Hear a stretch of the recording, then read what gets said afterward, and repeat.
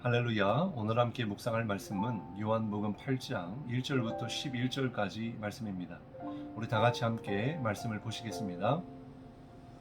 예수는 감난산으로 가시니라. 아침에 다시 성전으로 들어오시니 백성이 다 나아오는지라 앉으사 그들을 가르치시더니 서기관들과 바리새인들이 음행 중에 잡힌 여자를 끌고 와서 가운데 세우고 예수께 말하되 선생이여 이 여자가 가늠하다가 현장에서 잡혔나이다.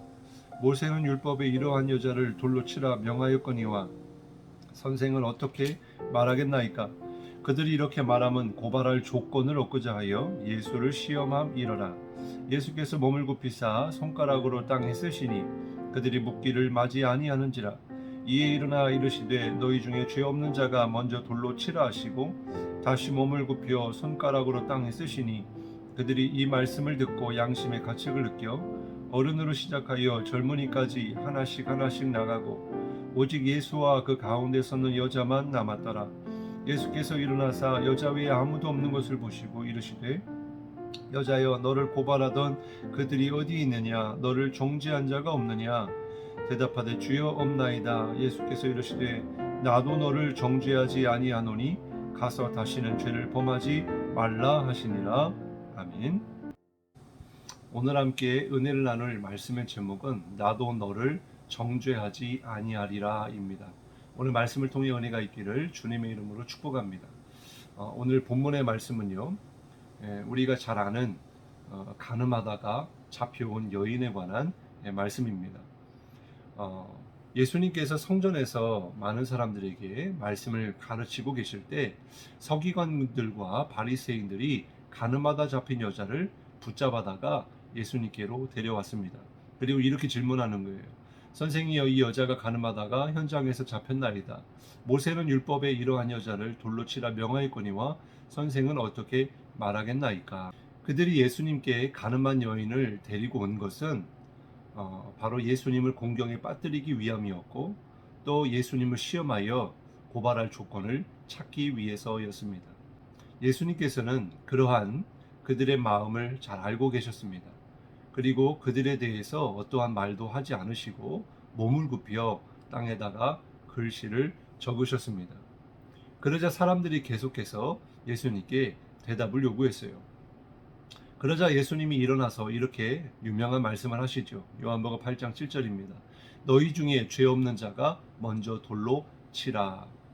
그리고 다시 몸을 굽혀서 손가락으로 땅에 글을 쓰셨습니다.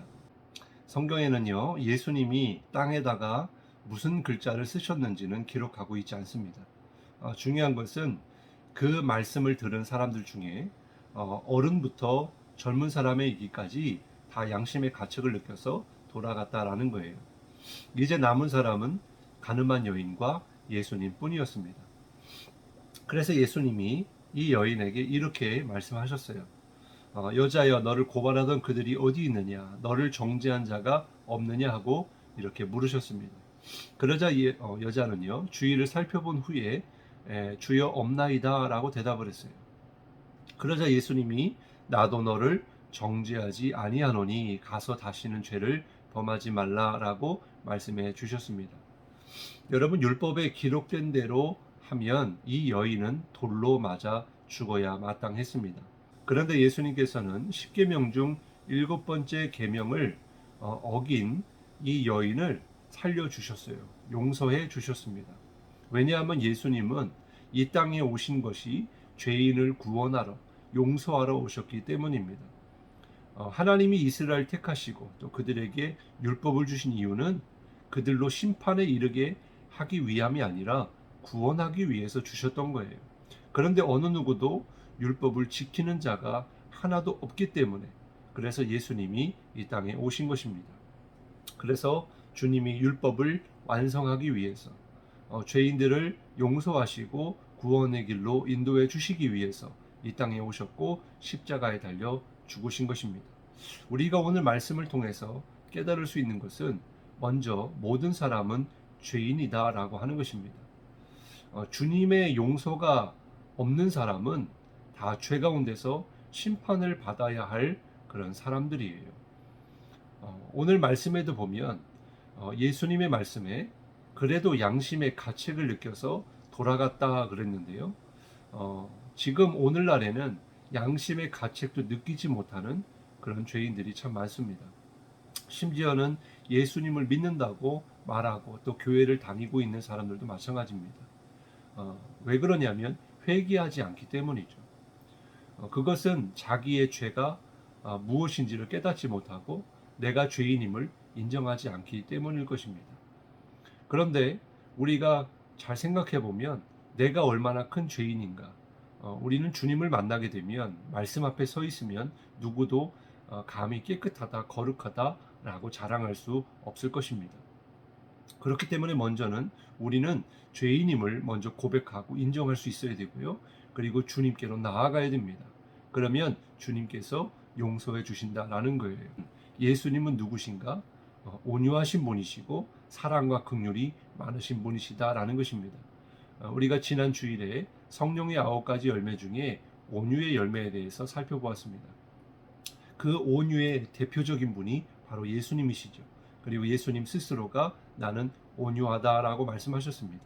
온유함이 무슨 뜻입니까?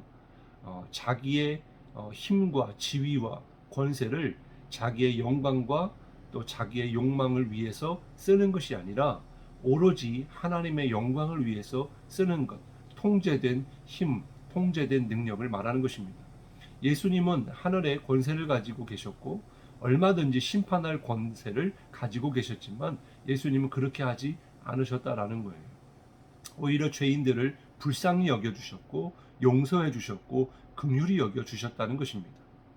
그렇기 때문에 우리가 할 일은 남을 정죄하고 판단하는 것이 아니라 바로 죄인된 나를 용서해 주시고 구원해 주신 그 주님의 은혜를 생각하고 감사하면서 나 또한 다른 사람들을 용서할 수 있어야 되고 사랑의 눈으로 바라볼 수 있어야 되고 긍휼히 여길 줄 알아야 된다라고 하는 것입니다.